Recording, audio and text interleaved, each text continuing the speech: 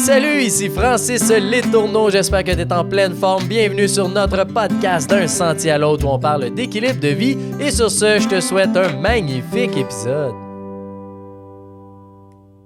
Good, bonjour Jeremiah, comment vas-tu? Écoute, ça va super bien. Merci beaucoup pour l'invitation. Je suis bien content de pouvoir discuter avec toi aujourd'hui. Ben oui, très content aussi. On va parler de sommeil majoritairement, probablement de bien d'autres choses, mais c'est un peu le sujet d'aujourd'hui avec Polysleep. Fait qu'avant qu'on commence un petit peu, pour ceux qui te connaissent pas, j'aimerais ça t'introduire, c'est qui Jeremiah Curvers, qui est fondateur de Polysleep, une entreprise de matelas d'ailleurs, qu'on entend dans plein de beaux podcasts. T'es un bon commanditaire d'ailleurs. Fait que c'est super le fun pour ça. Puis t'allies dans le fond l'innovation, le confort, le bien-être. Puis toi, ta mission de Polysleep, c'est d'amener les meilleures conditions possibles de santé par le sommeil, ce que je trouve fantastique parce que c'est une catégorie des fois qu'on oublie souvent, le sommeil, mais c'est tellement important. Puis c'est ça, t'es le fondateur aussi de Polysleep. Puis tu sièges aussi sur un conseil d'administration grand frère, grande sœur de Montréal, qu'on pourra parler tantôt.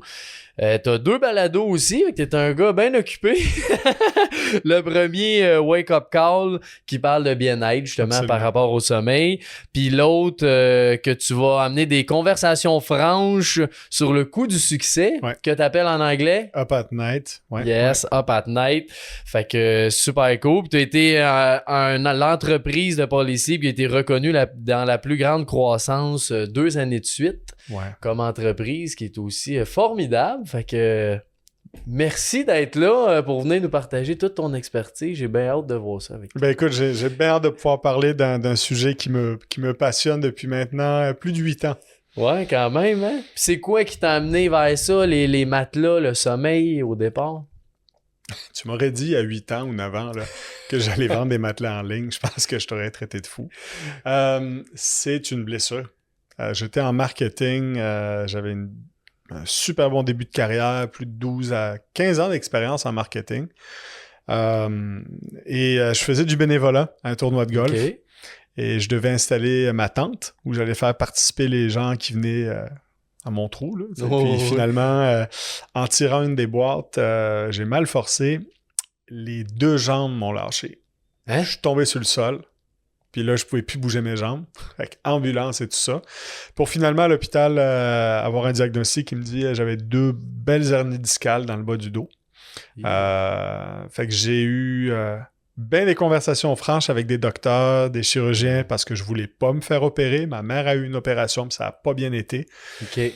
Fait que je me disais, no way que je me fasse opérer. Je vais faire de la physio, je vais faire tout ce qu'il faut. Je m'en suis sauvé. Mais ça m'a pris 3 mois où j'ai littéralement été alité. Fait que j'ai passé 3 mois à marcher comme quelqu'un qui est vraiment pas en forme, passé 100 ans. Là. Oh oui, c'est ça. Aller à la salle de bain, ça me prenait une demi-heure. Fait que j'ai passé beaucoup de temps au lit et ça avait donné que quelques mois avant que cet incident m'arrive, un de mes bons amis qui est notre fabricant de mousse m'avait dit « Hey, you know what? » Il y a des technologies maintenant qui permettent de compacter les matelas puis de les envoyer via des UPS ou des FedEx de ce monde. Puis je trouvais ça cool, mais je me dis, le matelas, je connais pas ça. Je t'assure que 3 mois alité avec des maux de dos, ça change une perspective. Puis c'est un petit peu ça qui m'a amené à réaliser à quel point c'était important. Et c'est de là que Polysleep a commencé, là, dans un petit bureau, à faire des prototypes. Puis, t'avais-tu un bon matelas dans ce temps-là ou non? Je pensais avoir un bon matelas. J'avais pas un mauvais matelas. Tu sais, j'avais un matelas à ressort qui avait coûté relativement cher, que j'avais acheté il y a quelques années. OK. Mais je te dirais, il y a tellement de points particuliers qu'on a travaillé sur les prototypes qu'on a fait qui sont, maintenant, je te dirais, des éléments qu'on garde à travers toute notre gamme de matelas, que ce soit des matelas plus entrée de gamme ou plus haut de gamme. Mais juste le fait que l'isolation des mouvements se faisait mal. Fait que, si ma conjointe s'assied à côté de moi ou le chat sautait sur le lit, ce transfert d'énergie, là, donc ce mouvement-là, faisait en sorte que j'avais super mal au dos. Ah ouais? Ben oui, parce que tu bouges. Ouais. Donc là, pour moi, quand j'ai développé mes prototypes, une des choses qui était primordiale, c'était de dire, Je veux quelqu'un qui saute sur l'autre bord du lit, je le sente pas. Donc, c'est une des raisons pourquoi on n'a pas de ressort dans nos matelas. Parce que la mousse fait une bien meilleure job à isoler ça. Fait que ça, c'est un exemple parmi d'autres, mais c'est vraiment une blessure là, qui m'a amené là, dans au le milieu. début. Puis c'est quoi dans le sommeil, là, comment que le matelas impacte ton sommeil? C'est sûr que la surface de sommeil a un rôle significatif sur la qualité du sommeil. Donc, le sommeil en général, il faut le voir sous deux aspects, quantitatif et qualitatif. Donc, quand je dis quantitatif, chaque personne est différente, mais la régularité est importante. Donc, les gens vont toujours penser à quelle heure je me couche. Ce qui est plus important, c'est de penser à quelle heure je me lève. Puis d'y aller à l'inverse. Donc, si je veux me lever tous les jours à 8 heures, combien d'heures de sommeil j'ai besoin pour que mon réveil dans un monde idéal se fasse de manière naturelle? Fait que si je veux me réveiller tous les jours à 8 heures ou à 7 heures, ben si je veux me réveiller à 7 heures puis que je me couche à minuit, puis que ça me prend un cadran à chaque fois puis que je snooze 14 fois, probablement qu'il faut se coucher un petit peu plus tôt. Chaque personne est différente. Chaque personne peut avoir une incidence qui est héréditaire, une horloge biologique qui est adaptée de manière différente. Donc, il y a beaucoup de paramètres qui vont avoir une incidence sur la quantité. Le matelas va avoir une incidence sur la qualité du sommeil, l'oreiller également, puis tous les accessoires qui viennent avec. Donc, la base de lit, la température de la pièce, est-ce que la pièce est complètement noire? Est-ce que la pièce est bien aérée, bien oxygénée? Donc, il y a énormément de facteurs. Le matelas en est un qui est très important parce que quand on dort, certains éléments qui vont faire en sorte qu'on n'a pas une bonne qualité de sommeil, un exemple, c'est la variation de température. Donc, notre cerveau reptilien, à la base, quand on dormait en nature, qu'on était des chasseurs-cueilleurs, disait à notre corps, c'est normal que quand la température baisse et que la lumière s'estompe, des prédateurs plus dangereux qui ont une meilleure vision que nous la nuit font en sorte que c'est le temps de dormir puis c'est le temps d'aller s'abriter. Donc, un changement soudain de température pouvait comporter un risque et c'est pour ça que ça nous réveille. Donc, de contrôler la température dans la pièce et au niveau de la surface de sommeil est importante. Fait qu'un matelas qui contrôle bien la température ou qui a une bonne aération va aider, par exemple. La surface de sommeil pour les points de pression. Tu sais, des fois, quand on a un matelas trop mou, trop dur, là, on dort pas super bien. Donc, c'est un élément important, mais c'est pas le seul élément. Quelqu'un qui va dire « Ah, votre matelas est trop chaud », le matelas, c'est pas sa job de refroidir une pièce ou de la tempérer. Right? C'est le système de climatisation ou le système de chauffage qui fait peut-être pas sa job. Il faut voir ça comme un ensemble. OK. Puis, quand tu dis que c'est la quantité, ben les deux, quantité et qualité, si on commence par quantité, tu sais, souvent on entend qu'il y en a qui sont entre 6 et 9 heures, mais c'est, comme tu dis, tout le monde est un peu différent. Comment tu peux évaluer ça? Moi, j'ai besoin de quoi réellement? C'est de faire des tests. Puis, un des tests les plus efficaces qu'une personne peut faire, parce que le stress la qualité va affecter la quantité. Donc, une personne qui n'est pas en forme, une personne qui est stressée, qui a bu, qui a fumé un paquet de cigarettes puis qui est allé manger de la bouffe grasse, va avoir une nuit de sommeil qui est beaucoup moins récupératrice que cette même personne qui a fait de l'exercice cette journée-là, est décontractée, a lu un livre, a bu beaucoup d'eau, a mangé une nourriture qui est saine. Donc, c'est relatif. Cependant, une bonne manière d'aller tester ça, c'est de se déconnecter complètement, de se mettre dans un environnement où on doit relaxer, style camping, passer 3-4 jours en nature et d'essayer de suivre le soleil.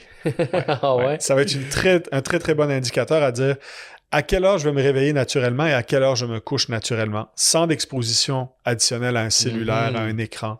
Donc, juste d'essayer d'y aller avec ce que la nature nous donne. Ça peut être une belle manière de voir notre horloge biologique, elle se situe où. Est-ce que je suis plus un oiseau de nuit ou est-ce que je suis plus un lève-tôt? C'est complexe à déterminer aujourd'hui. On est surexposé à de la lumière bleue, on est surexposé à des stimuli en tout temps, audio, vidéo, olfactif. Donc, si les gens se cherchent une raison d'aller faire du camping, c'en est une bonne. Une autre manière, c'est vraiment, au fil du temps, de travailler. Le style de vie de chacun est différent. Je veux dire, une compagnie de construction, en général, ça commence plus tôt, ça finit plus tôt. Oui. Un employé qui travaille de nuit n'a pas la même réalité, là. Donc, c'est de faire des tests, puis vraiment d'essayer de trouver une balance où le nombre d'heures de sommeil fait en sorte que quand on se réveille, on se sent bien, on sent qu'on a récupéré. Parce que dormir trop ou pas assez n'est pas une bonne chose non plus, là. De l'hypersomnie, c'est pas une solution non plus. Au contraire, tu dors trop? Ça peut être souvent un problème additionnel ça peut être une conséquence à un problème additionnel. Dépression, burn-out, problème hormonal peut amener les gens à faire de l'hypersomnie. Le problème de l'hypersomnie, souvent, c'est que ça vient avec une qualité qui est très piètre. Donc, les gens qui vont dormir 12 heures et encore être fatigués, il y a probablement une raison additionnelle à ça. Donc, il faut consulter un spécialiste dans ce cas-là pour savoir c'est quoi le problème.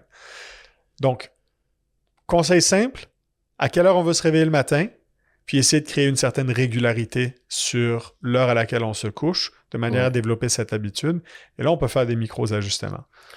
Mais si on se réveille tous les jours à 7h30, puis que les soirs, la fin de semaine, on sort jusqu'à 3h du matin, puis on se réveille à 11h, on s'aide pas. Ça brise le cycle. Exactement. Puis tu fais quoi quand c'est l'hiver? Comme là, tu sais, faudrait se coucher à 5h, ça n'a pas de sens, mais comment tu gères ça? Comme je dis, c'est vraiment l'heure de réveil qui est importante. Donc, en général, les gens, en général, l'été, vont se coucher un petit peu plus tard parce que le soleil... la lumière rouge ou orange qu'on va chercher via des stimuli maintenant, dans le fond, simule la fréquence que le soleil qui se couche nous donne de manière naturelle. Donc, quand le soleil se couche, automatiquement, notre corps commence à sécréter plus de sérotonine, va commencer, dans le fond, la mélatonine qu'on irait aller chercher de manière non naturelle aujourd'hui pour nous aider. C'est ce que notre corps va sécréter quand le soleil commence à se coucher puis que la nuit arrive. Ouais, c'est ça. Okay, fait que c'est le réveil, c'est pour ça que ça change rien en soi. Même s'il fait noir à 5 heures, c'est pas... Le réveil, la régularité du réveil devrait être un focus à la place de la régularité du coucher. Ouais, c'est bon ça. C'est un bon truc. OK, puis... une question que je pense que je connais la réponse, là, mais quand tu as des enfants, là, des jeunes enfants, ça gère plus ou moins. Là. Moi, j'ai des enfants de 1 an et demi puis 4 ans. Ils se lèvent. Moi, je me réveille quand eux se lèvent au final. Là. Y a-tu quand même une façon de dire je peux avoir un meilleur sommeil dans ces conditions-là? La première chose à ne pas négliger, c'est la surface de sommeil des enfants. On a sorti notre matelas bébé parce que on voyait que dans le marché, pour des raisons de coût, souvent, ou de crainte, à cause de normes qui sont internationales, qui changent d'un pays à un autre, les surfaces de sommeil pour les enfants en bas âge, après la bassinette, là, sont tellement dures et de piètre qualité que je peux pas croire qu'un enfant va bien dormir là-dessus. Et on a eu beaucoup de témoignages de parents qui nous ont dit ça fait pas juste en sorte que mon enfant dort mieux, mais moi je dors mieux parce que je vais chercher une demi-heure, 1 heure de plus. Fait que ça, c'est la première étape. Du sleep training, là, des entraînements pour créer cette routine auprès des enfants. J'ai eu la chance d'interviewer des personnes spécialisées là-dedans. Ça fait des miracles, semble-t-il. Je parle pas par expérience parce que j'ai pas d'enfant. Mais je connais plusieurs personnes qui ont vraiment rigoureusement appliqué ça. Ça permet vraiment de mieux structurer un peu cette semaine-là. Cependant, il n'y a pas de recette miracle. Hein? Un enfant va dormir puis va changer nos habitudes de sommeil. Comment on navigue à travers ça? Encore une fois, c'est assez miraculeux ce que le corps humain est capable de subir. C'est ça à travers. Mais c'est drôle que tu dis ça parce que dans ma tête, Polysleep, j'associe ça à un matelas d'adulte, mais j'ai jamais pensé pour mes enfants d'avoir un matelas Polysleep. Ouais, on l'a fait parce que en fait, on a un matelas qui accompagne les gens à peu près durant chaque moment significatif de leur vie. C'était un petit peu la philosophie que j'aime adopter parce que la réalité d'un étudiant qui achète son premier matelas, d'un point de vue financier, n'est pas du tout la même que quelqu'un qui tombe à la retraite. Ben non. Donc, ça ferait pas de sens d'avoir un matelas à 3-4 000 $ pour un étudiant. Ouais. Il n'y a pas les moyens. Donc, comment on arrive à offrir la meilleure surface possible en fonction du budget et des besoins? Un étudiant qui habite dans un dorm ou un appartement va probablement garder son matelas 3-4 ans, peut-être. C'est le genre d'affaires qui ne va même pas déménager. Oh, oui, c'est ça. Donc, comment on lui offre le meilleur sommeil possible dans des conditions qui sont accessibles? Alors, du matelas bébé à la base de lit électrique, au matelas beaucoup plus haut de gamme pour les gens qui ont des problèmes de santé ou qui sont plus âgés ou des athlètes. On a vraiment des produits, on a une gamme de produits qui s'adaptent aux besoins de chaque personne. Puis j'imagine que quand même quelqu'un qui peut t'accompagner à travers ça, si tu sais pas trop quel type de matelas tu as besoin. Oui, bien en fait, la technologie nous aide beaucoup. On a des quiz. Où les gens peuvent remplir ça de manière digitale. Puis oui, bien sûr, notre service à la clientèle, on a des gens formidables qui sont extrêmement compétents, qui peuvent guider les gens dans leurs décisions. Et même maintenant, on a beaucoup de partenaires en retail, là, donc des magasins qui ont nos produits Tanguay, Matelas Bonheur, au lit. Il y en a partout au Québec, il y en a partout au Canada maintenant, des compagnies qui ont nos produits. Et on travaille fort à ce que l'éducation par rapport à ce qu'on a à offrir soit là aussi. Oui, c'est une belle différenciation aussi que vous avez. Puis je veux juste revenir quand tu parlais tantôt de régularité du sommeil, de se lever à même heure. Ça peut prendre combien de temps avant de trouver... tu sais, mettons, moi, je veux me lever à 6 heures, là. Mais là, je vais essayer plein de me coucher plus tôt, puis tout ça. Combien ça prend de temps avant de trouver ton beat de ça marche, cette heure-là? Ouais. Ça peut prendre des mois, puis il faut y aller de manière incrémentale. Donc, quand on fait ça, on parle de son rythme circadien. Donc, on peut l'ajuster, puis on peut lui donner une certaine cadence. Fait que pour pas rentrer dans tous les détails, mais même l'heure à laquelle on se réveille, 7h15 va peut-être être en général mieux que 7h30 ou 7h dans certains cas, dépendamment des gens. Fait que c'est de faire des essais. Mais je suggérerais aux gens d'y aller par incrément de peut-être 15 minutes, une demi-heure sur quelques semaines, puis d'y aller tranquillement. Ouais. Ce qui est important, c'est la routine qui vient avant et après. Donc, pas d'écran. De se mettre dans peut-être de se faire couler un bain puis de relaxer un petit peu une petite heure avant. Boire de l'eau après le souper, mais ne pas boire d'eau 1 heure avant d'aller se coucher pour éviter justement d'avoir des besoins durant la nuit de sommeil. Donc, il y a beaucoup de littérature là-dessus, mais cette éducation, cette hygiène de sommeil est très importante parce que c'est ce qu'on fait avant puis après qui va déterminer la qualité du sommeil. Et la qualité du sommeil va avoir une incidence sur la quantité qu'on a besoin. Ouais, c'est ça.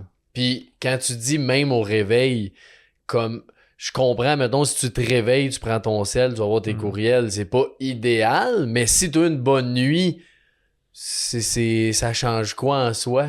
Ben, ça va changer le mood qu'on va avoir durant la journée. Oui, c'est ça. Okay. La bonne vieille expression de se réveiller du mauvais pied, là, c'est exactement ça. Les quelques minutes qui arrivent après le réveil, d'aller s'hydrater, d'avoir une nourriture puis une alimentation qui est saine, qui est riche en protéines, va avoir une grosse incidence sur, à long terme, le balancement hormonal, la digestion, le mood qu'on a. Donc, c'est pas à négliger. C'est vraiment pas à négliger. Dormir 15 minutes de plus pour être stressé en regardant les courriels pendant qu'on mange une toast sur le bord du comptoir, c'est pas idéal. C'est pas optimal, là. Même si tu penses des fois que c'est optimal. Ouais. Puis comment tu vois ça, quelqu'un qui snooze, là? T'as-tu un conseil? Parce que j'entends quand même souvent ça, des gens qui sont pas capables. Je snooze, je veux bien me réveiller, mais je snooze. Ouais, ben 2 options qui sont très simples. Qualité, quantité de sommeil qui sont déficitaires, qui ont un problème. OK. Clairement. Il y a beaucoup plus de gens qui ont des problèmes, pas nécessairement d'insomnie, mais de qualité de sommeil en général, puis ils n'en sont pas conscients. Quand on snooze, ben, c'est notre corps qui nous dit « j'ai pas le goût de me lever ». Il y a une raison très simple. Soit on a mal dormi, soit on n'a pas assez dormi. Donc, il faut respecter aussi, il y a des gens qui sont des oiseaux de nuit. Des gens qui, en général, vont avoir un niveau énergétique beaucoup plus élevé en soirée. Le matin, ça roule pas bien. Par contre, si on a une job de 9 à 5, il faut trouver comment naviguer autour de ça. Ben, comment on navigue autour de ça? C'est avec l'hygiène de sommeil qui va autour. Donc, justement, d'avoir une routine beaucoup plus régulière sur quand est-ce qu'on se couche pour avoir un réveil toujours à la même heure, va faire en sorte que ça va être moins pire, puis qu'éventuellement, on pourra éviter de snoozer. Ouais, mais c'est drôle, ben, j'ai jamais pensé à ça, mais c'est vrai que c'est juste ça, c'est la qualité puis la quantité de sommeil. Là, qu'au final, si t'as toujours un déficit de sommeil, c'est sûr qu'au bout de la ligne, tu vas être fatigué. Ouais. Souvent, on est bon pour se mentir à nous-mêmes. Des fois aussi, il peut y avoir l'incidence du bien-être par rapport au sommeil, à la nutrition et tout ça, il y a aussi une grosse connotation psychologique. Donc, si je me lève à tous les matins puis j'haïs ma job, là, où je suis vraiment là, trop stressé, j'en ai trop dans mon assiette, de rester au lit va peut-être être un élément secondaire qui est pas une problématique en tant que telle associée au sommeil. Donc là, faut être honnête avec soi-même aussi, là. Oh, oui. Puis ça, c'est sûr que c'est quand même dur des fois d'accepter ce qu'on est ou ce qu'on vit. Là. Des fois, on veut pas trop le voir, puis c'est correct, mais c'est important. Absolument. Puis non, je suis curieux de savoir aussi, là, on a été dans le sommeil, on a fait un petit peu du matelas, mais c'est quoi les caractéristiques différentes des matelas pour les sleep qui aident le sommeil? Il y a 3 caractéristiques principales, puis je vais utiliser le terme surface de sommeil parce que mondialement, il y a encore des pays moins développés qui vont utiliser des gros filets, des hamacs, parce que l'air circule beaucoup mieux. OK. Donc, la surface de sommeil a besoin de répondre à 3 critères fondamentaux. Le premier, c'est le contrôle de la température. Donc, au Mexique, pas d'air climatisé, on est bien mieux dans un hamac de grande taille dans une pièce que sur un matelas. Je comprends. Parce que faut Moi, que ça j'ai déjà circule. dormi dans la jungle au Pérou, puis c'est pas un matelas. Là. Non. Puis on dort pas mal, l'air circule bien. Ouais. Donc ça, c'est le premier élément, le contrôle de la température. Pourquoi? Parce que, comme je disais, des fluctuations, pas importantes, mais des fluctuations de température au niveau de la nuit vont nous réveiller ou vont faire en sorte qu'on n'a pas un sommeil aussi récupérateur. Donc ça, c'est le premier point. Deuxième point, l'alignement corporel. Donc, l'alignement corporel, c'est d'avoir un alignement musculo-squelettique, donc au niveau de comment notre squelette est bâti, puis d'offrir la possibilité à nos muscles de relaxer dans cette position pendant qu'on dort. Et c'est là où souvent, quand on a un matelas trop mou, qu'on va avoir des maux de dos, qu'on va avoir des maux à certains endroits, ou un mauvais oreiller, parce que ça va avoir une incidence sur l'alignement de la colonne vertébrale, par exemple. Donc, qu'est-ce que le corps fait dans ce cas-là? Ben, c'est que, de manière intrinsèque, le système nerveux va dire au système musculaire, là, on n'a pas un bon alignement, excuse-moi, là, mais va falloir que tu contractes un peu durant la nuit pour compenser. Ah ouais, OK. Et c'est ça qui fait qu'on se réveille avec le temps, avec un mot doux ou quelque chose, c'est que le système musculaire doit compenser pour un mauvais alignement. Puis comment tu sais si t'es bien aligné ou non? T'as mal au dos. Ah, c'est un bon signe. C'est un très bon signe. Généralement, des surfaces de sommeil trop molles vont avoir cette conséquence. C'est-tu toujours... Tu sais, c'est-tu le bas de dos, le milieu de dos, le haut de dos? Ou... Ça dépend des gens. Ça dépend. Puis ça va dépendre aussi de... Certaines personnes sont prônes à être plus sensibles au niveau du cou puis des épaules, d'autres au niveau, comme moi, du bas du dos. Certains, ça va être des jambes. Donc, ça va vraiment dépendre. Mais en général, ça veut dire surface trop molle. OK. À l'opposé... Si on se dit, ben là, j'ai aucun problème avec ça, moi, je dors sur une planche. Bon, l'alignement devrait être bon, mais ça amène un autre problème qui est la circulation et les points de pression. Donc, une surface trop dure, par exemple, quelqu'un qui dort sur le côté, on va se reconnaître, là, l'épaule là, qui vire d'un bord ou de l'autre parce que c'est tellement dur, puis là, finalement, on a une crampe, le bras devient engourdi, puis on n'a plus de sang qui passe. Donc, ça, c'est une problématique associée à une surface qui est trop ferme. Cette problématique, elle survient moins quand les gens dorment sur le dos, mais c'est pas la majorité de la population. Les gens, souvent, vont dire « Dors-tu sur le dos, sur le ventre, sur le côté? » Les gens vont bouger durant la nuit. Là. Donc, il faut trouver une surface de sommeil qui n'est pas trop ferme, qui n'est pas trop molle, pour les raisons que je viens d'indiquer, et qui va respirer et assurer une bonne circulation et contrôle de la température. Ouais. Mais est-ce que toi, tu vends quand même des surfaces molles et dures pour X raisons? Alors, en magasin, parce qu'il y a des deltas Il y a des gens qui sont plus sensibles que d'autres. On commence cette année à introduire des versions de nos matelas qui sont moyennement fermes, mi-fermes ou fermes. On n'est pas dans le mou. OK. On n'est pas dans le mou. Je ne pense pas qu'une surface de sommeil qui est molle est une bonne surface de sommeil. Ouais. Donc, je n'offrirai pas ça. Il y a des compagnies qui en ont, c'est bien correct. Mais je ne pense pas Personnellement, que c'est... tu penses pas que c'est bon. Même physionomiquement parlant, un physiothérapeute, un chiropraticien va dire « That's not a good idea ». Puis comment tu peux savoir, là, je dis, moi, chez nous, j'ai-tu un matelas mou ou il est pas mou? Comment je fais pour savoir ça, moi? Faut pas non plus devenir paranoïaque. Mais les gens qui vont dire j'ai l'impression que ça fait un creux dans mon matelas ou quand je me couche, j'ai les hanches qui sont plus basses que le reste du corps. Okay. En général, c'est un bon signe. Des points de pression, c'est facile à reconnaître. Là. Si on a des engourdissements à certaines places, c'est ça. Puis la température, c'est sûr qu'on peut pas, comme je disais, il faut faire attention parce que le matelas, c'est une surface de sommeil. Si votre pièce est trop chaude ou trop froide, c'est peut-être ça le problème. Mais si on regarde une pièce pendant qu'on dort, là, puis là, je sais que c'est froid, là, mais entre 16 à 20 degrés, là, en général, c'est pas une problématique. Okay. Donc ça, c'est la prémisse. Et moi, j'ai développé mes matelas de manière obsessive à répondre à ses besoins, parce que si je réponds à ses besoins, je récupère plus vite avec ma double hernie discale. Et après, il y a quelques points qui nous différencient beaucoup du marché d'un point de vue écologique à cause des méthodes de livraison qu'on a. Ensuite, d'un point de vue santé, les matelas, on passe beaucoup d'heures sur un matelas et c'est une surface qui est humide à cause de la transpiration. C'est une surface qui généralement est dans un milieu sombre, donc dans la noirceur. Et l'humidité, une surface spongieuse dans un milieu humide, c'est parfait pour que des bactéries se développent.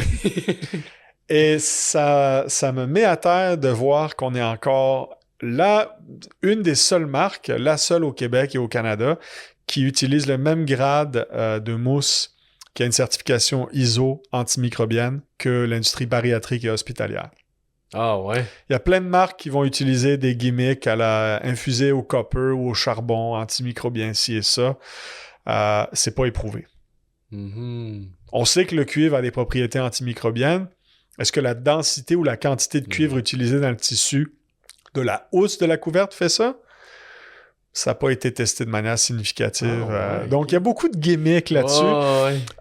Nous, la mousse qu'on utilise sur la première couche de mousse, donc notre mousse viscoélastique, elle a une certification ISO 207-43 qui est pas un pesticide, donc ça n'a aucun risque pour la santé.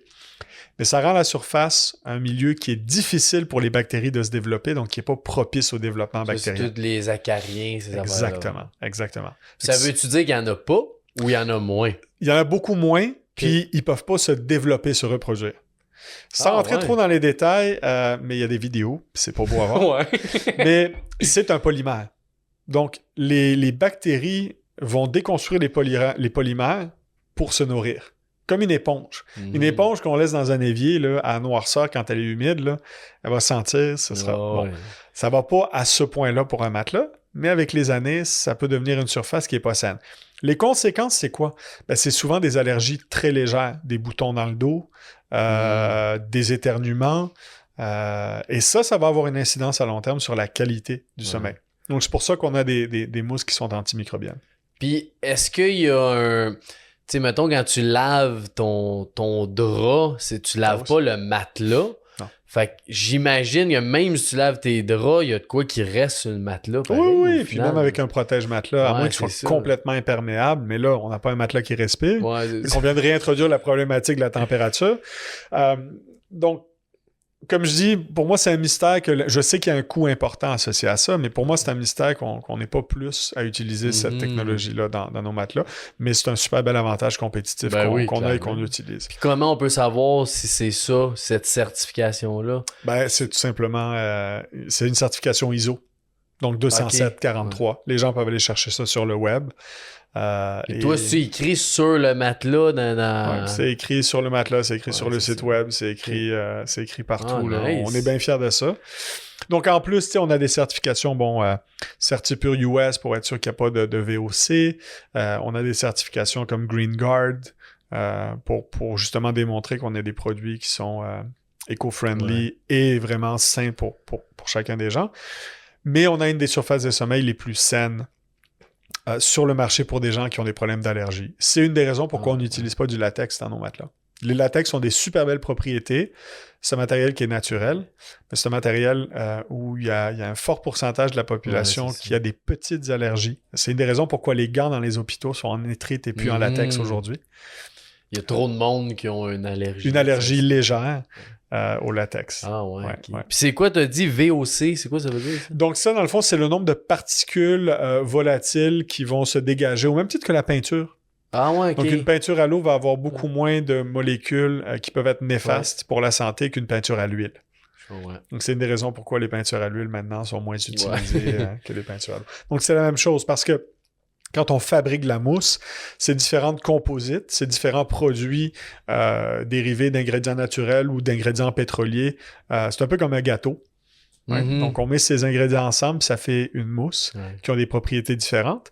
Donc, quand la mousse cuit dans le four, elle dégage des émanations. Ces émanations, une fois que la mousse est sortie du moule ou sortie de la chaîne de production, on veut s'assurer qu'il n'y ait aucune émanation qui soit toxique pour les gens. Donc nice. Ça, c'est testé de manière rigoureuse. C'est une des raisons pourquoi tous nos matelas sont fabriqués au Québec et à Montréal. Ah, plus, là, Oui, parce que on pourrait faire nos prototypes ici, fabriquer les matelas on spec, comme je dirais, mais je mets ça entre parenthèses en Asie. J'ai pas trouvé une meilleure analogie que celle du pain. Une baguette faite par un bon boulanger va être bien meilleure qu'une baguette faite à l'épicerie ou une baguette qu'on aura à chercher.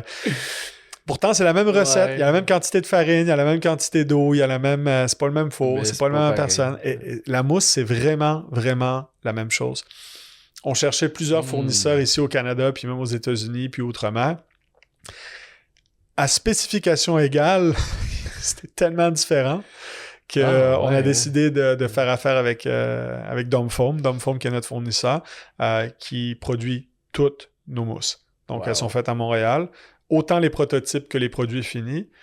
Parce que je dormirais pas bien la nuit de savoir que j'ai développé des prototypes et que le produit dans les mains du client n'est pas le même. C'est pas la même chose, c'est ça.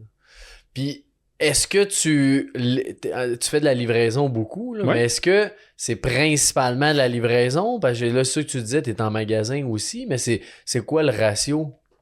Le ratio en ce moment, c'est sûr qu'on a commencé comme une marque web en ligne. Ouais, c'est ça. Donc, la majorité de nos ventes proviennent encore du web. Puis on est partout, tu sais, on est sur Costco, on est sur Amazon, on est vraiment partout. Donc, ma philosophie est simple. Je veux offrir la meilleure surface de sommeil possible au plus grand nombre de gens possible. Je veux être là où les gens dorment sur un matelas ou achètent un matelas. Que ce soit un hôtel, un Airbnb ou un magasin, si quelqu'un considère acheter un matelas ou un oreiller, je veux être une des options. Parce que je pense que j'ai un des meilleurs produits accessibles sur le marché. Y en a-tu beaucoup? T'as-tu bien de la difficulté avec justement des matelas web? Tu sais, je sais que t'as comme une garantie aussi, je pense que c'est 100 jours de mémoire. 100 nuits, c'est ça. Est-ce que les gens sont réticents quand même à acheter en ligne un matelas? Ou? Alors, une partie de la population est réticente. Elle va faire des recherches en ligne et va aller en magasin. C'est une des raisons pourquoi de plus en plus on va en magasin. Il y a des gens qui veulent pas, une démographie plus jeune, souvent plus urbaine, ils veulent pas avoir à dealer avec un vendeur, puis ils sont mêlés, fait qu'ils préfèrent aller chercher leur information par eux-mêmes et avoir ça livré de manière plus facile dans une boîte devant leur patio, plus rapidement aussi. Tu commandes aujourd'hui en ligne, tu l'as en 48 heures. Quand tu vas dans certaines grandes surfaces, en général, nos partenaires maintenant sont très rapides aussi, mais dans le temps, tu sais, quand tu parles du meuble, là, c'est des semaines et des semaines d'attente. Fait que c'est ça, mais je pense que les gens doivent... Je sais pas si tu vois la différence, mais est-ce que ça s'améliore, cette réticence-là, ou pas tant? ça s'est stabilisé. Je pense que les gens aujourd'hui, ça fait quand même plusieurs années que ça existe, les gens on voit ça comme une bonne alternative, au même titre qu'un taxi puis un Uber. Tu sais, je veux dire, la finalité est la même. Tu te ramasses du point A au point B. La problématique qu'on a eue dans notre industrie, c'est que on a un matelas qui est de très, très haute qualité, de très bonne qualité, qui vient dans une boîte. Puis ça vient dans une boîte pour des raisons de transport et d'écologie. Pour aucune autre raison. Cependant, pour sauver sur les coûts de transport, le matelas dans une boîte faite en Chine, c'est pas une option. Donc, la majorité de nos compétiteurs utilisent des produits qui sont pas d'aussi bonne qualité. Ça a fait en sorte qu'il y a une perception du matelas dans une boîte qui est assez cheap. Qui est mal vu. Ouais. Donc, ça, on essaie de combattre ça parce que un matelas dans une boîte ou un matelas livré dans un truck, ben, c'est 6 fois la masse volumétrique. Donc, ça prend 6 fois moins d'espace, livrer le même matelas dans une boîte, que de le livrer dans un camion quand il est déballé. Puis on s'entend que de la mousse puis des ressorts, ben, c'est de l'air. Fait qu'on bouge beaucoup d'air quand on livre des matelas.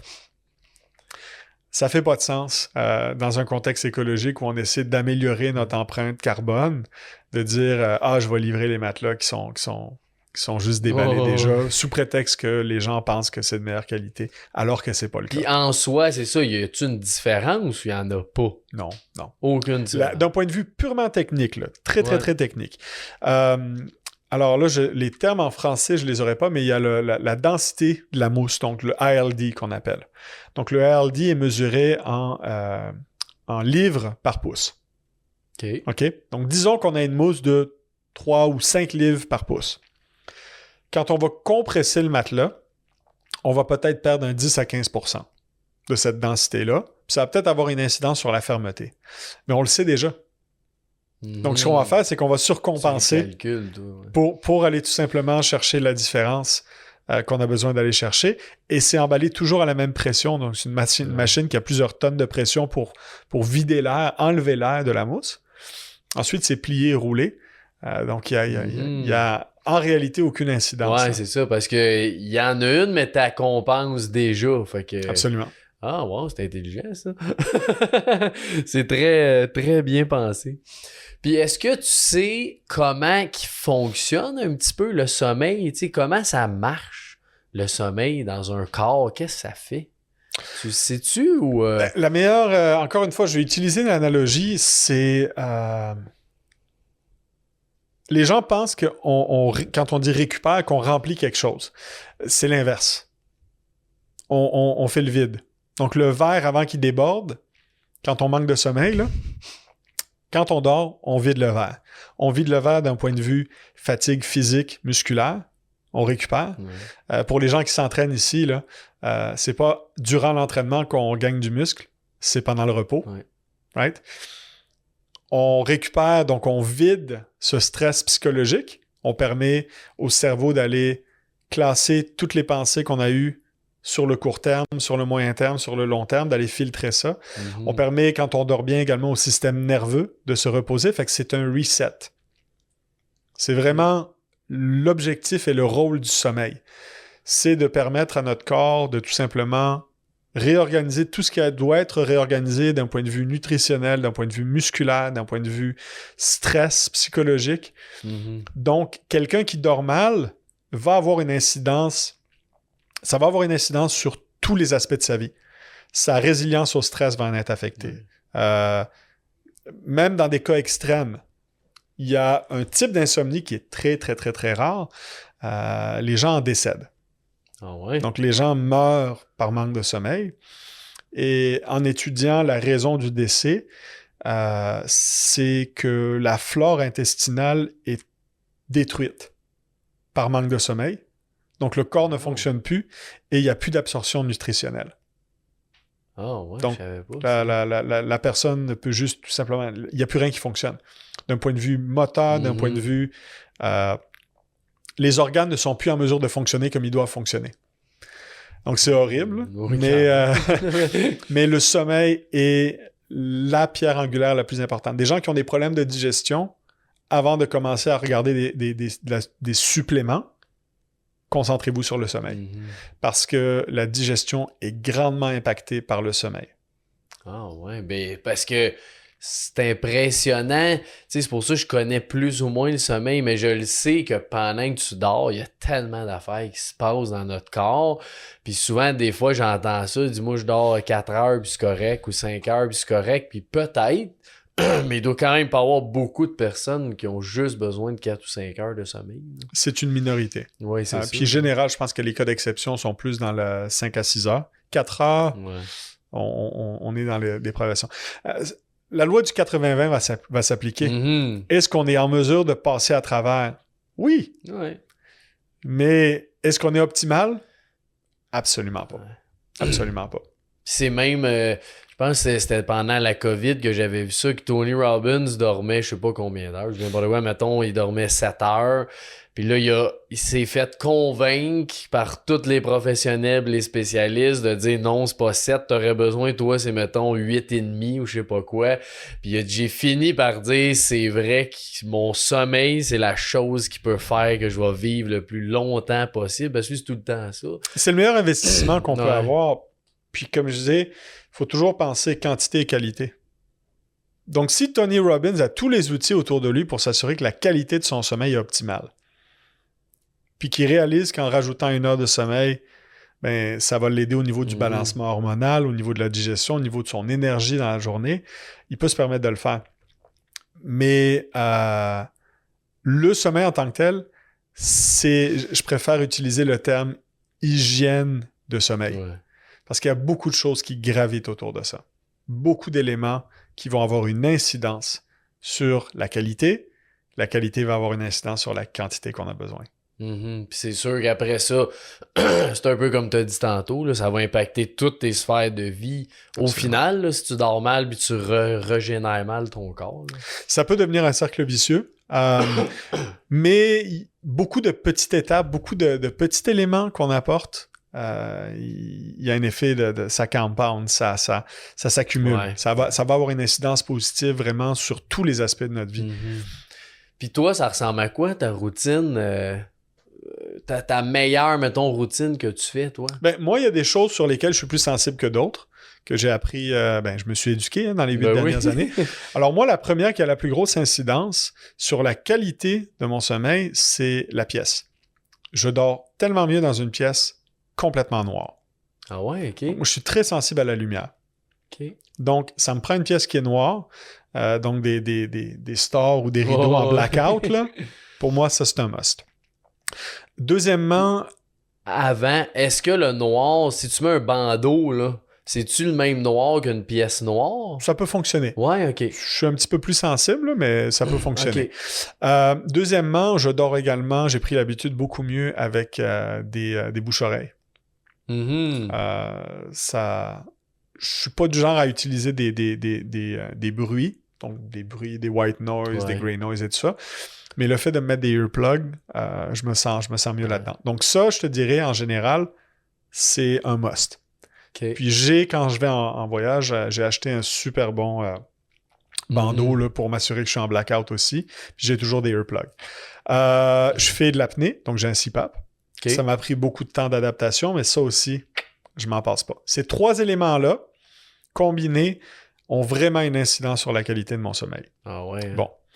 Après ça, on est des humains. Fait que moi, j'ai des vices. J'adore boire du vin, j'adore prendre un verre.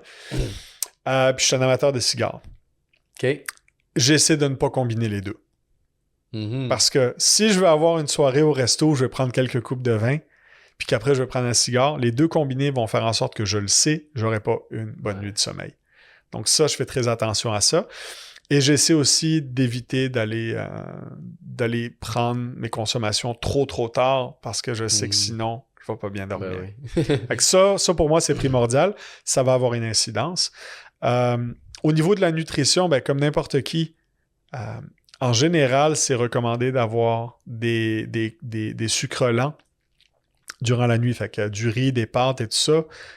C'est sûr que les sauces peuvent faire en sorte que ça devienne trop gras. On ne veut pas une digestion qui est trop lourde, mais des carbs avant d'aller se coucher va faire en sorte que le déjeuner va être moins brutal que de juste manger des protéines le soir, par exemple. Donc, je prends des sucres lents le soir. et j'évite la caféine après-midi. Donc, la caféine va rester dans le système un minimum de manière active, donc pas passive, mais active 12 heures. Quand même, hein? Donc, il y a des gens qui sont plus sensibles que d'autres. J'adore le café, mais après-midi, 1 heure, là, fais attention. décaf, si j'en veux vraiment. Ouais. Ouais. Ça, pour moi, c'est les facteurs qui ont le plus d'incidence sur la qualité de mon sommeil. Et après, ce que j'ai réalisé, par contre, c'est jamais toujours facile. Après quelques semaines, si je respecte vraiment mon heure de coucher, mon heure de lever, j'ai beaucoup plus d'énergie. Ah ouais, hein? Ouais. Wow. Mais ça, c'est pas facile. Non, c'est tout le temps ça, un moment donné. C'est que là, il y a une fête de ci, il y a un événement de ça. Exactement. Ça reste la vie. Faut vivre, là. Ouais. Mais c'est pour ça que j'aime ça quand même que t'en parles, parce que t'as beau connaître le sommeil puis être beaucoup là-dedans, ça reste que t'es un humain à travers tout ça, là, tu peux pas être parfait. Puis je reviens encore sur, moi je parle tout le temps du 80-20, j'ai l'impression que si 80% de ton sommeil, tes quantités puis ta qualité est là, ben tant qu'à moi, il y a un 20% que ça se peut que t'aies sorti d'un événement puis des affaires ouais, absolument. Puis je te dirais, j'ai pas la statistique, mais il y a beaucoup plus de gens qu'on pense qui ont une mauvaise qualité de sommeil puis une mauvaise hygiène de sommeil. Qu'ils savent pas. Ils le savent même pas. Quelqu'un qui baille à la journée longue ou qui peut s'endormir n'importe où, en général, c'est des bons signes qu'il y a un problème. Ouais, c'est ça. Ouais, mais ça, c'est ça. Après ça, c'est comment être conscient que t'as ça, là. Des fois, c'est ça qui est dur. Ouais. Mais si le monde écoute ça, puis vous êtes du genre à vous endormir à côté de la personne qui conduit en plein milieu de la journée, là, c'est bon signe. C'est pas normal. Non, on devrait pas normalement. Non, c'est ça. OK, fait que dans toute ta routine de sommeil, tu dirais-tu pas mal ça? 80% du temps, tu respectes... Ouais.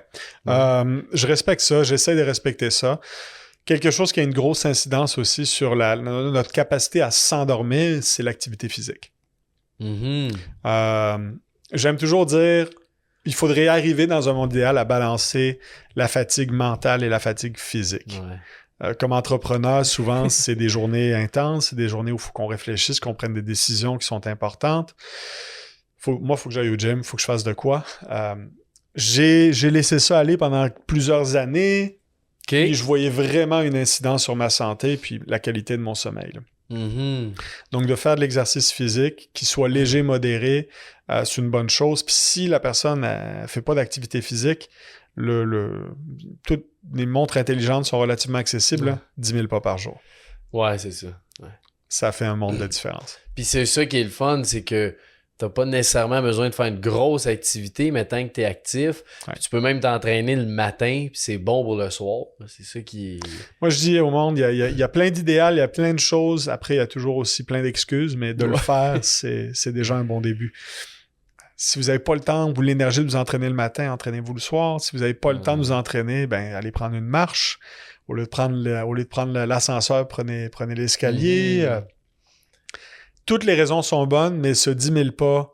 en vrai, je veux dire, Apple, le principe de Ring là, qu'ils ont mis en place, là, moi, je l'utilise. Ah ouais? Ouais, je l'utilise, puis j'essaie de me mettre un nombre de pas par jour, j'essaie de me mettre un nombre d'activités physiques pour justement savoir qu'en faisant ça, ben je vais passer une meilleure nuit de sommeil. Puis, tu dirais que tu fais ça combien de jours par semaine, toi, à peu près? Pas mal tous les jours. Ah ouais, OK. Ouais. Ah, nice. Ouais. Même si je vais être à l'extérieur, en fait, c'est plus souvent facile à l'extérieur en vacances, on marche plus que jamais, là. Mais je te dirais, c'est dans des journées plus stressantes où j'ai beaucoup de meetings, des trucs back-à-back où j'aurais tendance à négliger cet aspect-là. Puis c'est là où je vais me dire, ben, soit je vais prendre une marche au moins, ou si je vais au gym et j'ai pas le goût d'aller faire de l'activité plus intense avec des poids, ben je vais au moins me mettre sur le tapis, le stepper, le vélo, peu importe. Mais je sais que je le regretterai pas. Puis c'est tu l'as dit, de prendre ce temps-là, des fois, qui est pas évident. Là. C'est facile de se dire que t'as pas le temps pis t'as plein d'autres affaires à faire, mais au final, je pense que c'est Rémi qui m'avait déjà dit ça. Il dit c'est rare. Ben, c'est pas rare, t'arrives jamais à faire un entraînement et tu dis « Ah, j'aurais pas dû, tu sais. J'aurais pas dû m'entraîner. » C'est jamais arrivé. Ben, on peut toujours se poser la question. Moi, dans mon cas, je suis un audiophile, je suis un cinéphile. Si j'ai ouvert Netflix, la télé ou quelque chose, puis je me suis pas entraîné, ben, c'est que ça n'a pas été ma priorité. Ouais, exact. C'est aussi simple que ça. Il n'y a pas grandes émissions qu'on va regarder qui vont durer moins qu'une demi-heure. Là. Non, c'est ça. Cette demi-heure-là, d'après moi, j'aurais pu la mettre à prendre une Ailleurs, marche. ouais. Puis s'il fait trop froid, ben, va au gym. Ouais, c'est ça. Puis j'aime ça que tu mettes la marche aussi là-dedans parce que souvent on dit oh mais c'est juste marcher, ça fait rien, mais c'est tellement puissant la marche, on l'oublie des fois. Les gens, fait une statistique, 10 000 pas. Le test a été fait relativement récemment, j'ai pas le nom de la personne qui a fait l'étude. 10 000 pas par jour, en moyenne. Sur, je pense, c'était une dizaine d'années qu'ils ont évalué auprès des gens qui le faisaient versus des gens qui étaient sédentaires. 40% de réduction de maladies cardiovasculaires et associées à des maladies dégénératrices. Donc, 40% de moins. C'est presque aussi pire qu'un fumeur versus un non-fumeur. Oh, oui, c'est ça, ouais. On n'est pas fait pour être assis devant un écran à journée longue. Fait qu'il faut compenser. Ouais, vraiment. Puis ça va en même temps, c'est ce que tu dis, quand tu fais ça, ben là, c'est même ton sommeil au final que ça t'aide. Fait que tu sais, c'est quoi la relation là-dedans? C'est-tu l'activité physique ou le sommeil? Peu importe. C'est les deux. Là. Ouais, c'est ça. C'est les deux, c'est ça. C'est une roue. Tout le monde le sait, là, après un déménagement, après avoir aidé quelqu'un, quand on a une grosse journée physique, là, puis qu'on n'est pas habitué, là, quand on dit « Hey, j'ai dormi comme un bébé ». Quand on pense à notre lit, puis qu'on sait qu'on va avoir une bonne nuit de sommeil, ben c'est ça la beauté de l'activité physique. C'est qu'après cet effort physique-là, toutes les belles hormones qui peuvent être dégagées dans notre corps sont dégagées, puis on fait en sorte que là, on relaxe, puis on va bien dormir. Puis tu penses quoi des siestes? Alors la sieste, ça dépend. Il y a des opinions très partagées. En général, une sieste peut avoir des bénéfices, d'après ce que j'ai compris, si elle n'est pas trop longue. Une demi-heure à 45 minutes, gros max. Même 20 minutes, c'est bien en masse, ouais. Et pas trop tard dans la journée. Ça veut dire quoi, pas trop tard? Puis... Si, disons, on a un lunch à midi, entre 1h et 2h, pas bien plus tard que ça. Après, ça va dépendre à quelle heure on se couche. Moi, personnellement, les siestes, ça me va dans un contexte de vacances, ça me va dans un contexte où je veux vraiment relaxer, mais je me limite vraiment à une demi-heure. Et j'essaie de les prendre pas trop tard parce que ça peut sinon couper puis avoir une incidence sur nos habitudes. De ton heure de coucher, maintenant, c'est dur. Là. Exact. Ah, OK. Parce que des fois... Même moi-même, là, j'essaye, mettons, j'ai déjà essayé de faire des siestes d'1 heure ou 1h20, mais là, t'es fatigué après ça, puis c'est vrai que t'as sûrement régénéré quelque chose, mais au final, t'es mêlé entre c'est pas la nuit. En fait, pas bien. Non, c'est ça. La problématique, quand tu vas passer ce stade-là, c'est que tu vas rentrer dans des phases de sommeil en plus profondes, en REM et tout, et tu veux pas sortir d'une phase de sommeil comme ça, le travail est pas fait, là. Non, donc, il faut que tu laisses assez de temps pour passer dans des sommeils plus profonds. Mais, par exemple, une sieste peut faire en sorte que ça va faciliter ta digestion si tu laisses assez de temps. Donc, c'est quoi le temps? C'est 2h30, 3h un cycle? Ça dépend des gens. Ah, mais on rentre et on sort. Il n'y a pas de temps parfait. Maintenant, c'est même drôle avec des smart devices, là, les watches puis les anneaux aussi, les rings et tout ça. On peut avoir une bonne idée du cycle de sommeil. C'est pas parfait non plus, mais ça varie. OK, je pensais pas que le nombre de temps dans un cycle variait tant que ça. Oui, ça peut varier considérablement. Justement parce qu'il peut y avoir des micro-événements qui font que l'apnée en est un bon. Les gens qui font de l'apnée du sommeil, très rarement vont se ramasser au niveau du REM. Ah ouais? Oui, parce que comment ça va fonctionner? On va manquer d'air. Le cœur va accélérer pour amener plus d'oxygène au niveau sanguin. Il n'y en a pas plus qui rentre. OK, il y a un problème. Une décharge. Donc là, je me fais réveiller, je me réveille. Fait que le fameux... ça, dans le fond, c'est notre corps qui envoie une décharge d'adrénaline pour dire au corps « Hey, il y a un problème, on manque d'air. » Puis ça peut arriver à peu près... moi, je me rappelle, dans mon cas, j'avais au-dessus de 75-80 épisodes à l'heure. Tabarouette. Fait que finalement, au niveau d'usure prématurée du cœur, là, on parle d'un marathon à chaque nuit. Oui, c'est fou. Fait que c'est pas super. Ouais. Puis t'as pris conscience de ça comment? Fatigue. Je ronflais. Puis là, je me suis fait dire, hey, tu ronfles pas? Ah ouais, ok, bon, c'est pas grave. Il y en a plein qui ronflent. Puis finalement, je me suis dit, tu sais quoi, je vais peut-être passer un test d'apnée pour le fun. Puis ouais, j'avais un cas d'apnée important. Fait que. Tant mieux si tu te sens mieux avec ça à cette heure. Ben écoute, moi, ça a une incidence assez importante sur ma pression. Je faisais de l'hypertension artérielle. OK. Puis depuis que j'ai mon CPAP et que je fais plus attention à mon exercice, ma nutrition et tout, j'ai plus besoin de médication.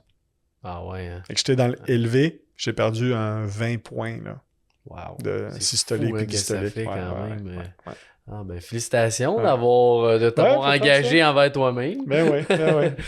Good, aurais-tu avant qu'on finisse un conseil, quelque chose que tu aimerais partager, une réflexion que tu veux laisser à la fin?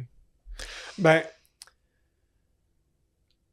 faut pas mettre trop de pression sur les objectifs qu'on se donne si on veut améliorer la condition de son sommeil, au même titre que la nutrition. Je pense qu'il faut beaucoup plus voir ça comme un marathon qu'un sprint. Les gens ont tendance à vouloir des résultats rapides. Autant pour l'entraînement, la perte de poids, la nutrition.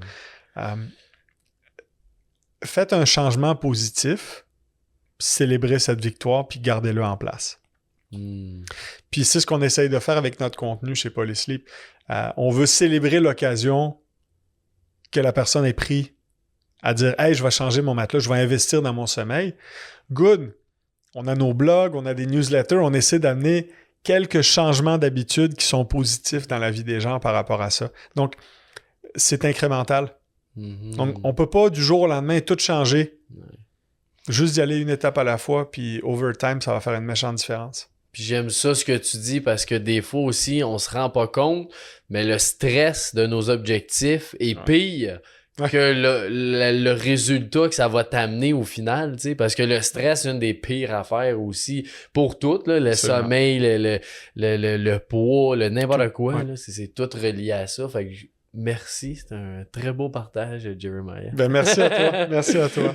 Puis pour tout le monde qui veut soit aller voir ton podcast et sur toutes les plateformes aussi. Oui, alors je suis sur toutes les plateformes, bien sûr, ben pour les matelas et tout ça, polysleep.ca pour les gens qui sont en description de l'épisode, by the way. Merci. Le podcast, il y a le site Up at Night. On est aussi sur YouTube, Spotify, Apple, toutes les plateformes d'écoute de podcast, puis de Wake Up Call aussi. J'inviterai les gens à aller voir sur YouTube parce qu'il y a de la vidéo qui vient avec ça, donc c'est plus le fun à regarder. Puis sinon, ben moi je suis pas mal actif aussi sur LinkedIn, Jeremiah Curvers, donc... Nice! Ben, un gros merci. C'était un plaisir. Merci à puis toi. Là, c'est tentant de commander des matelas. C'est le fun, ouais. Fait que, puis tout le monde qui écoute, ben, partagez ça, hein. Le sommeil, c'est important. Ouais. Puis la façon qu'on dort aussi. Fait que je pense qu'il y a plus de gens qui sont au courant de ça.